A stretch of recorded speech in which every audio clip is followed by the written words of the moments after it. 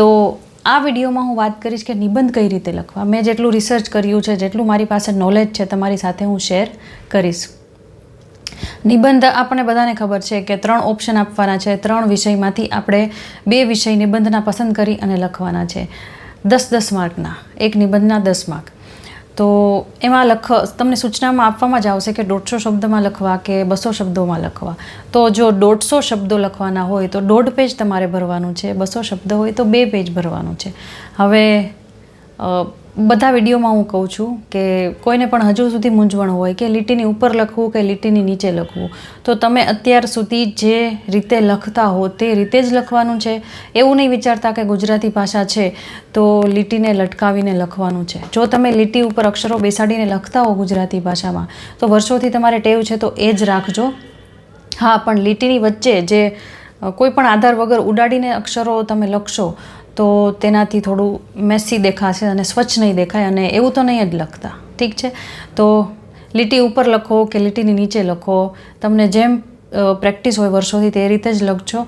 પેનની વાત કરીએ તો પેન માટે મેં ઓલરેડી વિડીયો ડેડિકેટેડ બનાવી દીધું છે કે કઈ પેન વાપરવી. તમે એક જ સેમ પેન તમારે વાપરવાની છે. અત્યાર સુધી તમે જે પ્રેક્ટિસ કરી હોય જે પેનથી તમને જે ફાવતી હોય, પછી તે સાદી બોલ પેન હોય કે જેલ પેન હોય, એ જ તમારે એક્ઝામમાં લખવાની છે. હજી અઠવાડિયું બાકી છે, તો તેની પ્રેક્ટિસ સેમ પેનથી જ કરો. અને અક્ષરો કેવા હોવા જોઈએ? ખૂબ સારા હોવા જોઈએ.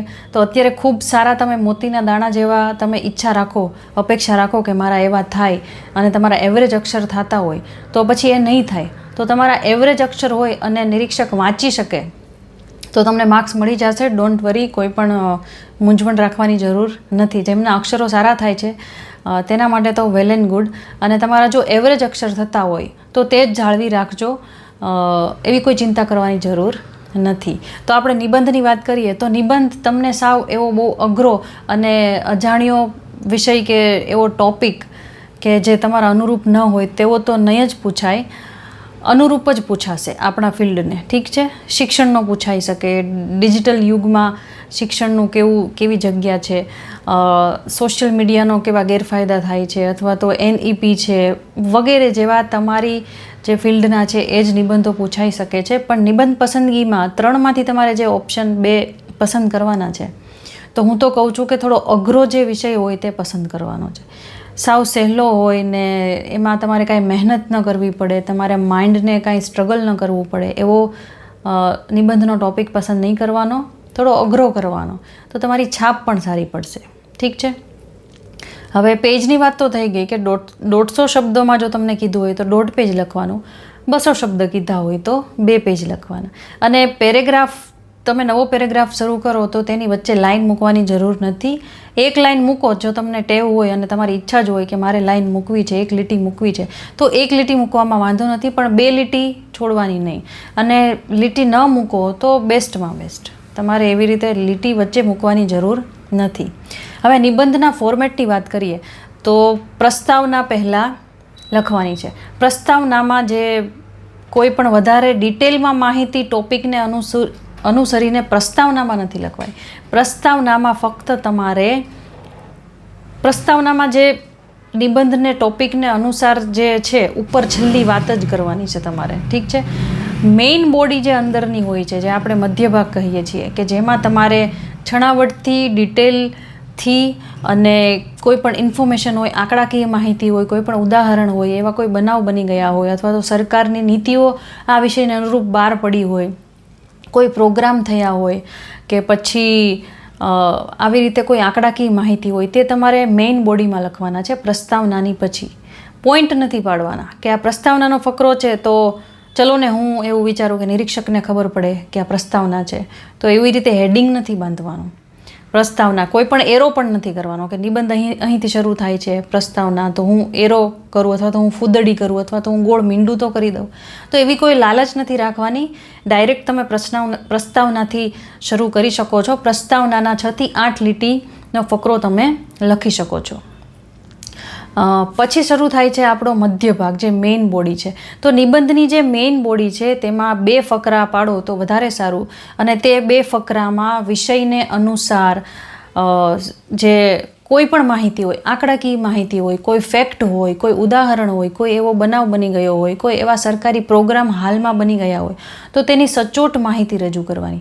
આંકડાકીય માહિતી તમે આપી શકો. દાખલા તરીકે હતાશા અથવા તો માનસિક રોગ, માનસિક સ્વાસ્થ્ય વિશેનો નિબંધ તમે લખતા હો, તો આ દુનિયામાં અથવા ભારત દેશમાં કેટલા લોકો માનસિક રોગથી પીડાય છે, તો એક્ઝેક્ટ તમારી પાસે આંકડો હોય, તમે તૈયારી કરી હોય, તો જ તમારે તે આંકડો લખવાનો. ખોટો એવો ગપ્પા કે ફાંકા મારીને એવા કે હું આંકડાકીય માહિતીથી હું ઇમ્પ્રેસ કરી દઈશ જે પણ નિરીક્ષક જોતા હશે, તો એવી રીતે નથી લખવાનું. જો તમને ફેક્ટ ખબર હોય, પાકી ખબર હોય કે આટલો આંકડા છે, માનસિક સ્વાસ્થ્ય અથવા તો માનસિક રોગીની સંખ્યા આટલી છે દુનિયામાં કે ભારતમાં, તો જ તમારે લખવાની. અને જીપીએસસી કે યુપીએસસીની જેમ ચાર્ટ કે ટેબલ કે કોઠા કાંઈ બનાવવાના નથી.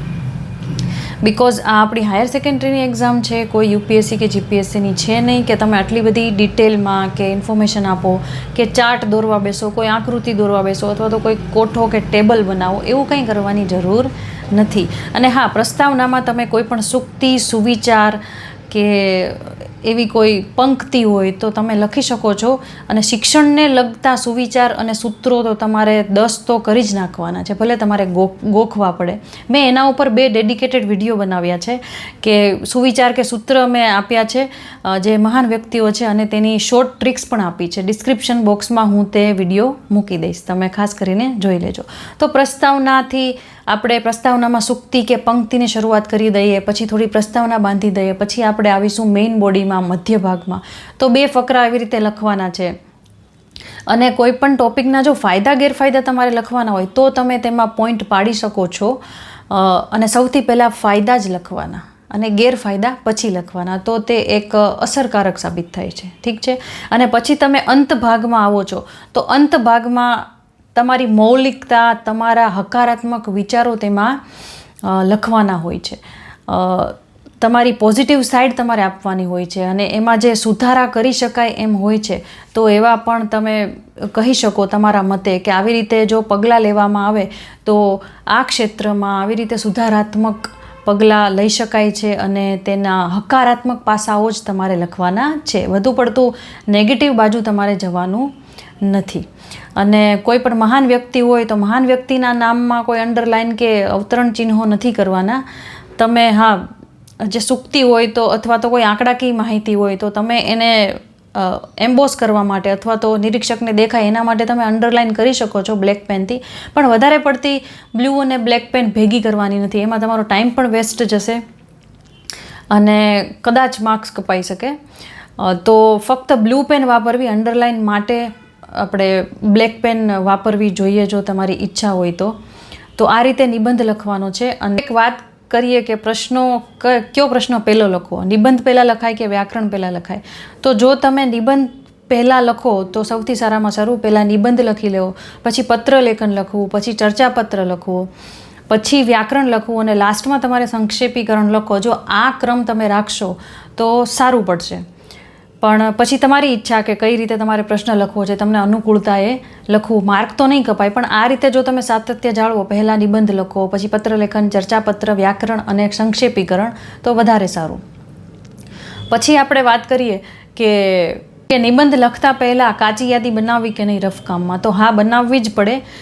પ્રસ્તાવના અને અંતની ન બનાવો તો ચાલે, કેમ કે તે તમારે મૌલિકતાથી લખવાનું છે, તમારા વિચારને અનુરૂપ. પણ મધ્ય ભાગમાં જે તમારે ફેક્ટ્સ લખવાના છે, કોઈ રિસર્ચ પેપર છે, કોઈ આર્ટિકલમાંથી કોઈ માહિતી તમે લીધી છે, આંકડાકીય માહિતી લીધી છે, કોઈ સરકારી પ્રોગ્રામ છે, કોઈ એવી યોજનાઓ છે, કોઈ એવી સરકારી નીતિ છે, તો તમને ત્યારે યાદ હશે અને કદાચ પછી ભૂલાઈ જાય, તો એની કરતાં નિબંધનો જે મધ્ય ભાગ માટે જે પોઈન્ટ્સ છે તમારે લખી લેવા જોઈએ, જેથી તમે તરત નિબંધ લખી શકો અને યોગ્ય સમયે તમારો નિબંધ પૂરો થઈ જાય. અને બધા પ્રશ્નમાં 20થી 25 મિનિટમાં તમારા એક પ્રશ્ન 20થી 25 મિનિટમાં પૂરા થઈ જવા જોઈએ. પત્રલેખનમાં કે ચર્ચાપત્રમાં, ખાસ કરીને પત્રલેખન અને વ્યાકરણમાં જે સમય વધે તે તમે ચર્ચાપત્ર અને નિબંધમાં લખી શકો છો, અને સંક્ષેપીકરણમાં પણ તે જે વધારાની મિનિટો છે તમારી, તે તમે ઉપયોગ કરી શકો છો.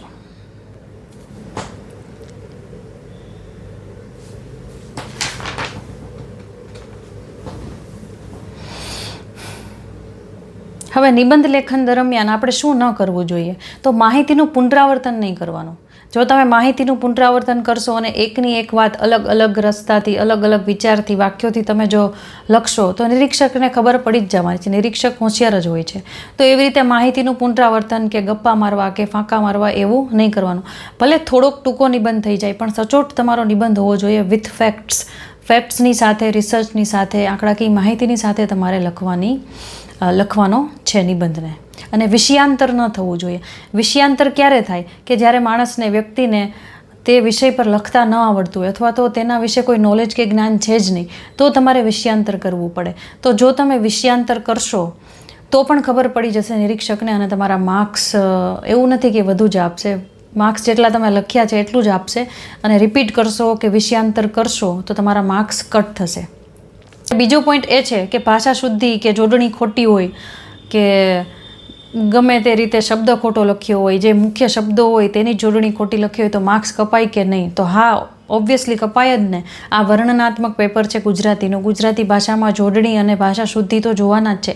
નિબંધમાં 2-3 જોડણીની ભૂલ નીકળે તો એ નોર્મલ છે, પણ જે ટોપિકને અનુરૂપ મુખ્ય શબ્દો છે તો એમાં તમે જો ભૂલ કરશો તો એ પછી ખોટું કહેવાય, ખરાબ કહેવાય. માનો કે શિક્ષણ નીતિ તમે લખવાના હો અને નીતિ શબ્દની જ રસવઈ દીર્ઘાઈમાં તમે ભૂલ કરો તો તે ખોટી વસ્તુ છે. તો તે તમારે ધ્યાન રાખવાનું છે. જે મુખ્ય શબ્દો છે, જે અવારનવાર તમારી નજર સામેથી પસાર થાય છે, વાંચવા લખવામાં આવે છે, તો તેની જોડણી તો તમારે યાદ રાખવી જ જોઈએ. અને બહુ છેકછાક નથી કરવાની કે સ્વચ્છતા જાળવી રાખવાની છે કે ગંદુ લાગે કે જ્યાં ત્યાં તમે લીટા મારેલા છે અથવા તો છેકેલો છે અથવા તો એ રીતે ગંદુ દેખાય છે, સ્વચ્છતા નથી નિબંધમાં, તો તેના પણ માર્ક્સ કટ થઈ શકે છે.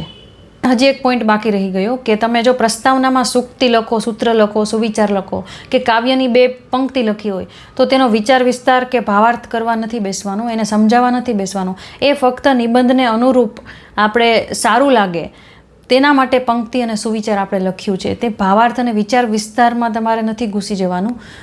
તેનાથી વિષયાંતર થશે અને ખોટી ઇમ્પ્રેશન પડી શકે. ઠીક છે? તો આ હતા થોડાક પોઈન્ટ્સ. આઈ હોપ કે મેં તમને મદદ કરી હોય. જેટલું મને ખબર હતી, જેટલી મેં રિસર્ચ કર્યું હતું કે નિબંધ કેવી રીતે લખાય, મેં તમારી સાથે શેર કર્યું છે. જો તમારા કોઈ પ્રશ્ન હોય તો હું થોડું રિસર્ચ કરી અને તેના જવાબ આપવાનો પ્રયત્ન કરીશ. તો ઓલ ધ બેસ્ટ. ચિંતા નહીં કરતા, એક્ઝામ પોસ્ટપોન નથી થવાની. 19 જુલાઈએ જ છે તમારી એક્ઝામ અને લખવાની પ્રેક્ટિસ હજી શરૂ રાખજો. અને નવી કોઈ જે તમારે કોઈ પ્રશ્ન બાકી રહી ગયો હોય તો અત્યારે હવે એ કરવાની જરૂર નથી. આ ઉપર છેલ્લું તમારી તમને એમ થાય કે મેં વાંચ્યું જ નથી આ ટોપિક, તો ઉપર છેલ્લે તમે જોઈ લેવા વિનંતી. પણ અત્યારે જે તમે વાંચેલા છે એકદમ તમારા પાક્કા છે તો તેના ઉપર જ ફોકસ રાખજો. પુનરાવર્તન કરજો, વારંવાર પુનરાવર્તન કરજો. ઠીક છે? Okay, I will meet you in my next video. Till then, bye. All the best. Take care.